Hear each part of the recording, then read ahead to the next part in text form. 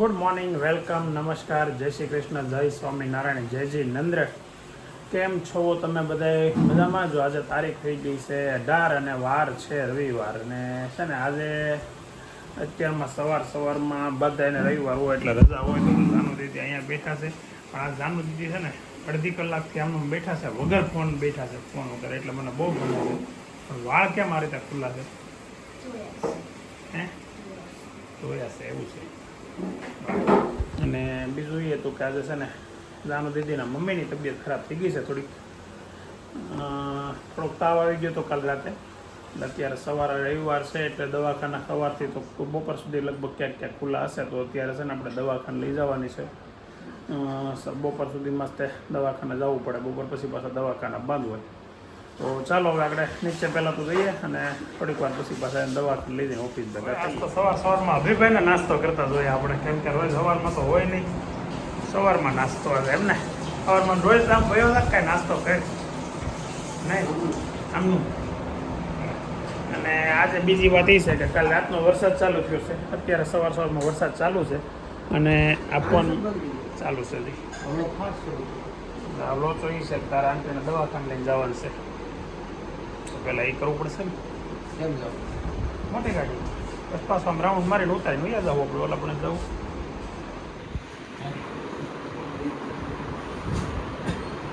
Finally તાવ રાતે આવ્યો ને અત્યારે રિપોર્ટ કરાવ્યો છે તો ડેન્ગ્યુ આવ્યો અને બાટલા ચાલુ કરી દીધા છે.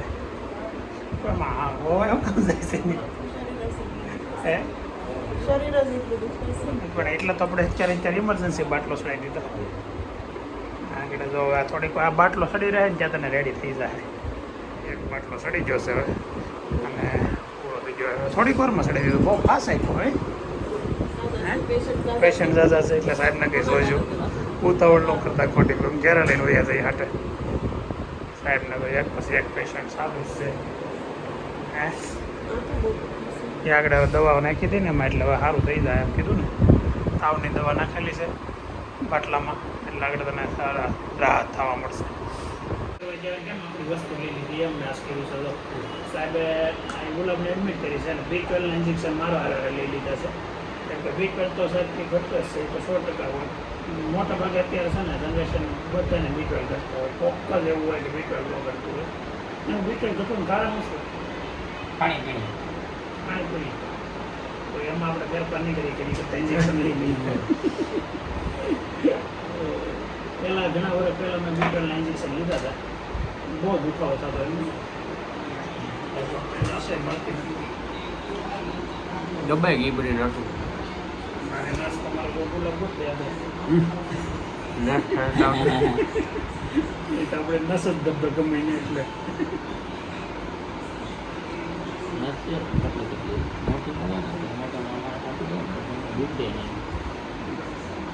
બધી પતલી છે. હા કેટલા વર્ષથી 2 વર્ષથી બ્લોગ બનાવું ડેલી. હે મને જ ખબર, મારે જોવું પડશે. આગળ કરી દો ને એટલે મારે સબસ્ક્રાઈબર વધી જાય. તમે સાહેબની આગળ લઈએ આપણે એટલે વિડીયો ઉતારે એમ કે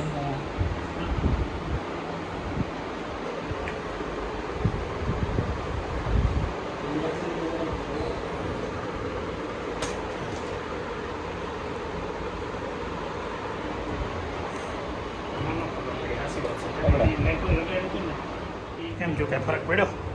માથાનો દુખાવો ઓછો છો? હજી દુખે છે? ઓલા બધા તો મજાક મસ્તી કરે છે હતા ગિરીશભાઈની તો. એ કે સ્ટ્રોબેરી ફ્લેવર છે ને એક કે કોકોન પાવડર ચડાવો ને એવું બધું કહે છે. આ ત્રોફાનું પાણી છે અને પહેલાં સ્ટ્રોબેરી ફ્લેવર હતું. એટલે જે પરેશભાઈ કે કોકોનો પાવડર ચડાવો તો હરખું થાય ઝડપથી. તો એને એ તો એનો ફોન આવ્યો કોકો લઈને આવવો પડશે કે કેમ છે? મેં એનું કહું તો આવજો અત્યારે. અહીંયા તો વધારે સમય નથી, અમે ઘેરે જઈને પછી લઈને આવજો એવું કહું. બપોરનું લંચ તૈયાર થઈ ગયું છે અને ગુલાબને નથી ખાવાની રોટલી એટલે છે ખીચડી અને બટાકાનું શાક, કેરી, રોટલી અને કાંદા. તો નહીં તો ભાઈ હાઉ ઇઝ યોર ડે? કાલે તો તારો જન્મ થવાનો એટલે જન્મદિવસ છે. એ નહીં તો આપણે એટલી બધી એડવાન્સ કેમ આ વખતે તૈયારી? કાલે થોડો ઠંડા જેવડો. અચ્છા તો એની પહેલાં ઠંડા જેવડો થઈ ગયો ને? નૈતિક કોઈ દી ઠંડા જેવડો નહીં થાય. નો થાય મારો દીકરો નાનો હશે, નાનો હોય નાનો જ રહે, એ કઈ દાંડા જેવડો ન થાય. તો હવે જમી કાઢવીને પાછા કામે લાગી ગયા છે બધા. તો તમે આજે આરામ કરો, રેવાઈ ગયો. ખાટલાથી પાટલા ને પાટલાથી ખાટલા ઘેરા થાવ. એટલે હા મેં જઈને નથી ફરજ બંધ કરતા, ખાટલાથી પાટલા ને પાટલાથી ખાટલા ઘેરે અને ખાટલાથી પાટલા ને પાટલાથી ખાટલા. કેમ ફરક તો પડી ગયો ને હવે. હો વાંધો નહીં, કલાક થઈ ગઈ લગભગ બાટલો ચડાવીને આવ્યા નહીં, કલાક 1.5 કલાક થઈ છે. અને એને તો ડૉક્ટરે ચોખવટ કરી છે, એટલે સારું રહે, પાછા સાંજે તાવ આવી જાય. મેં સાંજે તાવ આવી જાય ને 3 નહીં, એણે અઠવાડિયાનું કીધું, 6 દિવસ તાવ આવશે. હા એટલે ડેન્ગ્યુ છે ને થોડોક ડેન્જરસ તો ખરો. ડેન્ગ્યુથી શરીર છે ને રિપોર્ટ હજી નથી આવ્યો, આપણે રિપોર્ટ લેવા જવું છે, પણ 99% ડૉક્ટરના અનુમાન પ્રમાણે ડેન્ગ્યુ જ હતો. અને હવે દવાખાને જઈએ ને રિપોર્ટ લઈ આવીએ, કેમ કે બપોર પછી રવિવાર છે એટલે ડૉક્ટરની રજા હશે. તો ચાલો દવાખાને પહેલાં જઈ આવું અત્યારે. કેમ સનમાઈ કોને ગમતો કેવો સનમાઈ એવું થોડું છે. તો એ ઓલું તો આ રવોડમ ખાલી નીચેનું ને જ આવશે, ઉપરનું તો આ બીજું છે જોયું એવો જ છે. એ ખાલી નીચેનું એ તો એ જ આવશે. એટલે સાફ કરવામાં સારો પડે. આમાં છે ને સાફ કરવા જાવ ને એમાં તેલ ભરાઈ દે, તો પછી રસોડા શું થવાનું બીજું? નહીં વાંધો આ તાર જોવો તમે બધે એ જ હોય છે. હા ફેરવી દઈ. અત્યારે છે ને 3 વાગ્યાના 15 મિનિટે ભાભી અહીંયા અત્યારે ઇસ્ત્રી કરે છે. આજે ઇસ્ત્રીવાળાને રજા છે, ઇસ્ત્રીવાળા રજા ઉપર છે એટલે હોવા મળ્યું નહીં ભાભીને આજે. આજ નહીં ઘડી કઈ નવરાઈ નહીં રહ્યું આજ તો. 2 વાગે નવરી થઈ પછી કપડા ધાબે હતા, જીવ નાઈ ગયા હતો. વરસાદ આવશે તો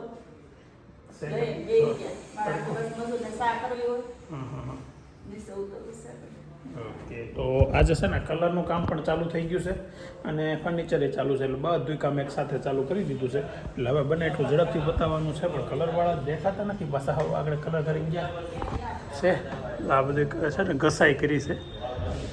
અને નીચે શું કામ હાલે છે જોઈએ, આગળ નીચે જઈએ. તો 7:30 અમે ઓફિસેથી આજે રવિવાર હોવા છતાં નીકળી ગયા, કેમ કે આવ્યો છે વરસાદના કારણે કોઈ માણસો આવે નહીં. આવ્યો તો ને આવ્યો છે, હજી આવશે તે. તો અત્યારે વાતાવરણ છે ને આમ જો તમે મસ્ત કાળો બમ્બર છે. જો 7:30 છે બમ્બર જ હોય ન કરે આમ વરસાદ, વાદળાનો વરસાદ ને બે અલગ હોય ને બેટા. અને નીકળી ગયા છે એટલે હવે છે ને અમારે ઘેરે જવાનું છે ને ઘેરે તેના છોકરાને છે ને એના મામાની ત્યાં જમવા જવાનું છે. હું મામા જમવા લઈ જવાનું છે? જમવા નથી લઈ જવાનું, ઘરે સેન્ડવિચ નો પ્રોગ્રામ. અચ્છા, તો કોને જવાનું છે? મારે નહીં, તાર મમ્મી ઉપર નહીં? એ બધાનું છે એટલે એ બધાનું છે એટલે એના થકી તમારા મામા છે, એના બધાનું છે. એટલે ગાડી ધીમી ચલાવો. હવે છે ને અત્યારે ઘરે તો જઈને તગડે ફોન આવ્યો હતો કે પોપૈયાના પાનનો રસ પાવાનો છે ગુલાબને. ડૉક્ટરો ના પાડે, જેને ડેન્ગ્યુ થયો હોય ને કણ ઘટતા હોય ને એ લોકો અમારા દેશી ઓળીઓ કહીને તો પોપૈયાનો રસ પાય એટલે તરત રિકવરી. તરત તમે ડેન્ગ્યુનો રિપોર્ટ પાછો કરાવો ને ત્યાં કણ ઘટતા હોય ને કવર થઈ જાય, પણ લિમિટમાં પાવો પડે, બહુ ગરમ પડે. અને ડૉક્ટરો એ બાબતે ના પાડે, એ નહીં પાવાનો એમ કે. તો હવે તોય બધે ફાયદો છે જ. મને તો સમજી લો ને કે મારા મોટા સસરાનો લંડનથી ફોન આવ્યો હતો, પોપૈયાનો પાનનો રસ પાજો. એટલે મેં પરેશભાઈને ફોન કર્યો હતો, એના ત્યાં સોસાયટીમાં કદાચ મળી જાય તો. મને ભાભીનો ફોન ઘરેથી આવ્યો હતો એટલે અહીંયા ટ્રાય કરી, બધે ન મળ્યો તો ત્યાં ફોન કર્યો. અને ફોન કરીને હતો ત્યાં પોપૈયા લેવા જતો હતો ને ત્યાં ઘરેથી પાછો ફોન આવ્યો કે આપણી સોસાયટીમાં જ છે. તો ગામ મેં શું કહેવાય બગલ મેં છોરાવર ગામ મેં ઢીંડોરા જેવી અત્યારે પરિસ્થિતિ થઈ હતી અમારી. તો એ કંઈ વાંધો નહીં, હવે જઈએ ઘરે. અને ઘરે ગયા પછી કેવી હાલત છે ગુલાબની ડૉક્ટરે કીધું તો લગભગ તો કાલ દાખલ થવું પડશે. હજી દાદાને બાને નથી કીધું આપણે, તો હવે એને કહી દઈએ, કેમ કે કાલના વ્લોગમાં જોઈને પછી ફોન કરીને ખીજાય એની કરતા અત્યારે કહી દેવાય. કેમ કીધું નહીં એમ કે બાત વ્લોગ નહીં ખીજાય તો વ્લોગ હજી આજે તાવ આવ્યો ને, કાલ ક્યાં આવ્યો તો હાસી વાત છે કે તો ખરા, પણ તો અત્યારે ફોન તો કરી દઈ અને કહી દઈ. તમે એ હાટો મને ફોન કર્યો ખાંજે કાલ દાદા ખીજા વ્લોગ જોયો તો નગર નો કે તેમ નો ખીજત તો નો કે તેમ એવું ન હોય. પણ અમુક એવું હોય ભાઈ બહુ ઉપાધિ આપણે આમ વિચારી ન કરે એટલા માટે આપણે ન કહેતા હોય. પણ કાલે દાખલ થવું પડે એવું છે એટલે ત્યાં એ લેવલ વયું જાય એટલે કેવું પડે. બાકી સામાન્ય તાવ નાનતા હોય તો બહુ આપણે વડીલોને એટલા માટે ન કહેતા હોય કે બા ને દાદા વધારે ઉપાધિ કરવા મળે, ટેન્શન લેવા મળે ખોટું, એટલા માટે. તો ચાલો હું પેલા ફોન કરી લઉં ને પછી કરી દઉં. હા, તો અહીંયા કંઈક સુગંધ તો જોરદાર આવે છે, પણ આ બીમાર માણસો અહીંયા સૂતા છે હજી. તો કેમ રહ્યું, બાટલા ચડાવ્યા? બાટલો સડે જો ઉપર ચાલુ છે એટલે આ ક્યારે ચડે છે ભાઈ, પૂરો થઈ ગયો. આજે પહેલી વખત અભિયા બાટલા ચડાવે છે.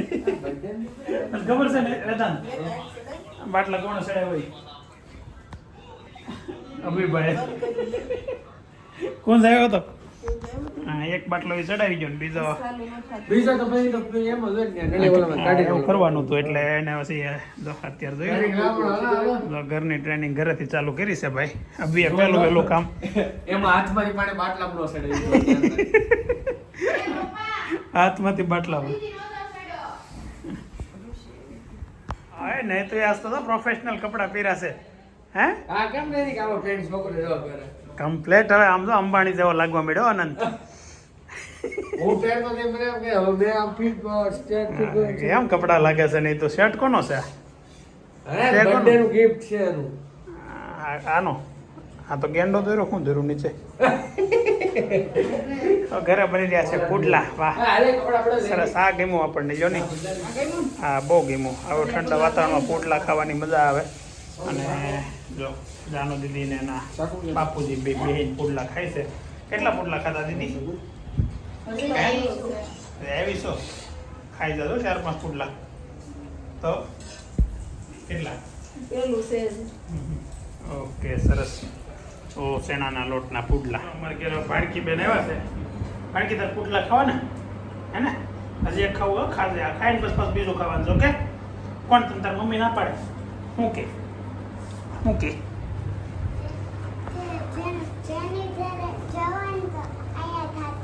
કોઈ ઘેર નહીં ખાવાનું એમ કે? એમ કઈ મામાને ઘરે ગઈ હતી. શું ખાવાનું? ત્યાં તો ખાવું પડે, કહી દેજો. હું ખાવ ત્યાં તો ખાઈ લેવાય એમ કે હું. હા બસ. હજી તારે ખાવા હોય ને તો કહેજો.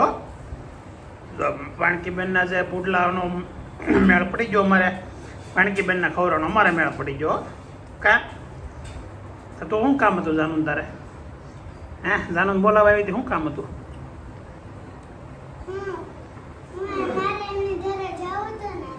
કોને? જાનુની ઘરે? બીજું શું કામ ખાધા? કે ભણશો કેટલામાં હતું? ફર્સ્ટમાં છો? કઈ સ્કૂલમાં? સંસ્કાર દીપમાં. તો તું પીપી સવાણી ભણતી હતી ને જાનુ નારે?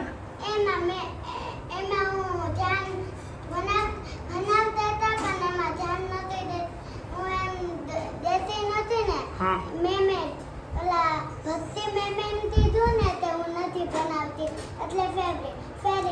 ફેરવી નાખી. તું ધ્યાન નહોતી દેતી ભણવામાં? ભક્તિ મેમ નહોતા ભણાવતા હરખું? એવું થતું હતું ભાઈ. આવા લોસા પડતા હતા એમથી. બાકી તો ભણવામાં છે બાળકી હોશિયાર. કા તો આવું છે ભાઈ. અત્યારે બેન આવ્યા છે ને જાનુબેન ને બેનપણી છે ને જો મસ્ત ઇટિંગ ચાલુ છે. કેમ શું કહે છે? હજી દે આપો ગરમ તો અડી જાય બાપા. ઓય બાપા. અરે હજી ગરમ છે, રહેવા દે, અડતી નહીં. હા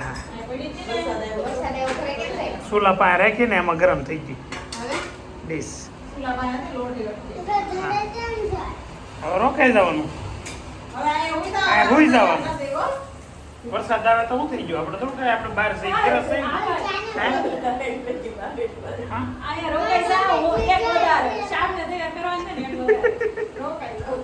આજ બાબુને આવ નવરાય છે સવારમાં. કાંઈ કામ નથી, ખાલી 4 છોકરાને તૈયાર કરવાનું છે. ગુલાબ ને મજા નથી, ફરમાઈશો વધી જાય. શું થયું? ગરમ લાગ્યું પણ એને થોડું ન્યા થોડું મુકાય. મોઢું બતાવવાનું છે તારું. કેવી માંદી પડી ગઈ ઘડીકમાં. તો કાલ અંદાજે કાંઈ નહોતું લાગતું. દેરાણી જેઠાણી હા મામા બેસી ગયા. કાલે 5:05 વાગ્યા પછી હા ત્યારે ચાલુ ગયું. એ ડેન્ગ્યુ હોય ને આખું શરીર દુખે. તમને તો બધું રેડી છે ને? મને કોઈ રીતે આવડતો આવે.